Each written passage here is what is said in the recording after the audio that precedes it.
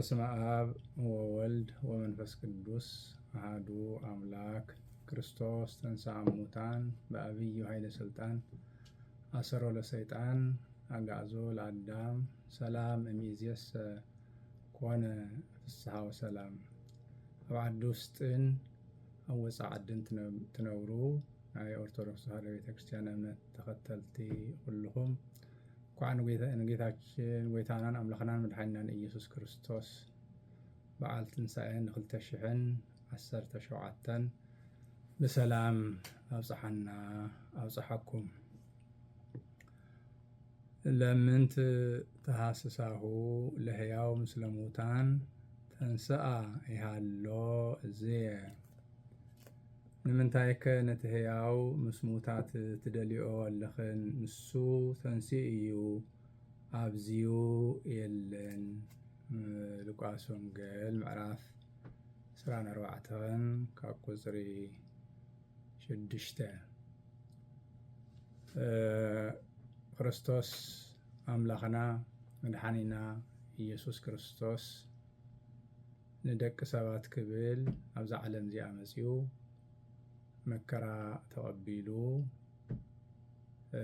ኣስተምሂሩ ብዕለተ ዓርብ ተሰቒሉ ደም ኣፍሲሱ ስጉ ቆሪሱ ንዓለም ኩሉ ሕይወት ኮይኑ ድሕሪ 3 መዓልቲ ትንሣኤ ሙታን ክርስቶስ ተንሥአ እሙታን ኢልና እነብስረሉ እንዝክረሉ በዓል ትንሣኤ እነኽብሮ ካፍቶም ኩሎም በዓላትና በኩረ ትንሣኤ ዓብይ በዓል እዩ።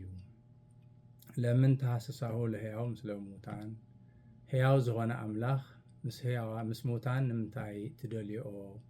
ከም ዝበለን ነተን ቅዱሳት ኣንስቲ እቲ ቅዱስ መልኣኽ ኣምላኽና መድኃኒና ኣምላከ ሕያዋን ስለ ዝኾነ ሕይወት ክህበና ንዓና ናብዛ ዓለም መጺኡ ኃጢኣትና ብደሙ ደምሲሱ መቃብር እንተይሓዞ ናይ ዲያብሎስ መቑሕ ሰይሩ መቃብር ክፈቱለይ መግነዝ ፍትሑለይ ከበለ ቅዱስ ዳዊት ከም ዝብሎ ወተንሥአ እግዚኣብሔር ከመ ዘንቃሕ እምንዋን ካብ ዓብዪ ድቃስ ከም ዝትስእ ብድግ ኢሉ ተስአ ይብለና።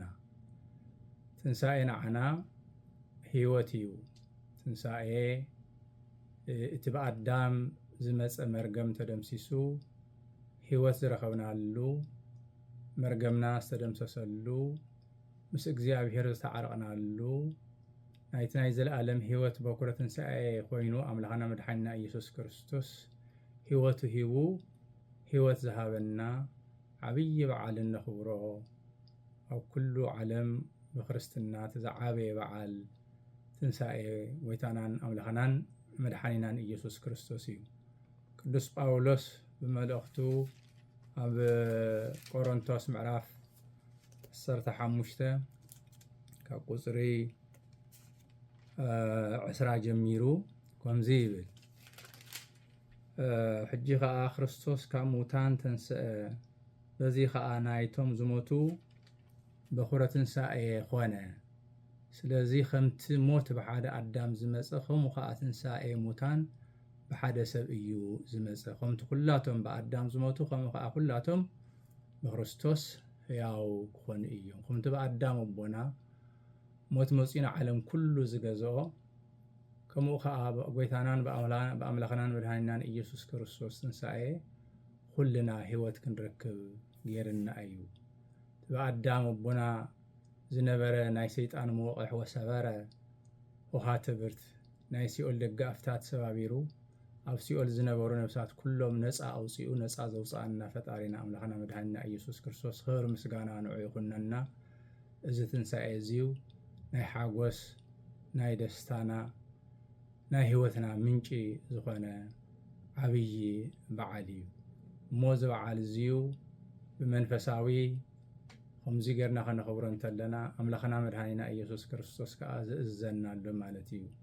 እቲ በዓል ቅዱስ በዓል ናይ ሓጎስ በዓል ሙሉእ በዓል ክኸውን ኣብ ኩሉ ዘለና ተኻፊልና እቶም ካብ መረበቶም ተፈናቂሎም ኣብ ኬንዳ ኣብ ፀሓይ ኣብ ዝተፈላለዩ ሽግር ዘለዎ ወገነታትና ንዓኣቶም ብምክፋል ክነኽብሮ እንድሕር ክኢልና ትንሣኤ እውን ክኸውን ትንሣኤ ጎይታና መድኃኒና ኢየሱስ ክርስቶስ ትንሣኤ ልቡና ክንረክብ ርሁኩ እያብላኢኩሙኒ ጸማኢኩ እያስተይኩሙኒ ዝበሎ ኣብ ቅዱስ ወንጌሉ ጠሜ ኣብሊዕኹሙኒ ተዓሪቐ ኸዲንኩሙኒ ጸሚኤ እስቲኹሙኒ ዝበሎ ቃል ወንጌል ባባና ክፍጸም ቃሉ ክፍጸም ይኽእል ማለት እዩ እሞ እቲ በዓል ፍጹም ንክኸውን ዘለና ተኻፊልና ምስ ነዳያን ምስቶም ሽጉራት ምስቶም ጽጉማት ክነውዕሎ ይግባእ ማለት እዩ እሞ እዚ በዓል እዚ ኣምላኽና ሰላም ምጽኢልና እዩ ብሰላምን ብፍቕርን ክነኽብሮ ነንሕድሕድና እውን ብሰላም ብፍቕሪ ክንነብር ንህዝብና ንሃገርና እውን ሰላም ክበልና ሰላም ስኢኑ ዘሎ ህዝብና ካብ መረበቱ ተፈናቂሉ ዘሎ ናብ መረበቱ ክምለስ ጠቕላላ ናይ ህዝብና ድሕንነት እውን ክሕሎ እግዚኣብሔር ጸሎትና ሰሚዑ ሃገርና እውን ሰላም ክገብረልና ኩልና ብጸሎት ክንተግህ ኣምላኽና ክንልምን ብሓድነት ብፍቕሪ ብሰላም ከዓ ክንነብር ይግባአና በዓልና ናይ ሰላም ናይ ፍቕሪ ናይ ራህዋ በዓል ይግበረልና ካብ በረከተ ትንሣኤሁ በረከት ረድኤት ይኽፈለና እግዚአብሔር ርሑስ በዓል ይግበረልና ወስብሐት ለእግዚአብሔር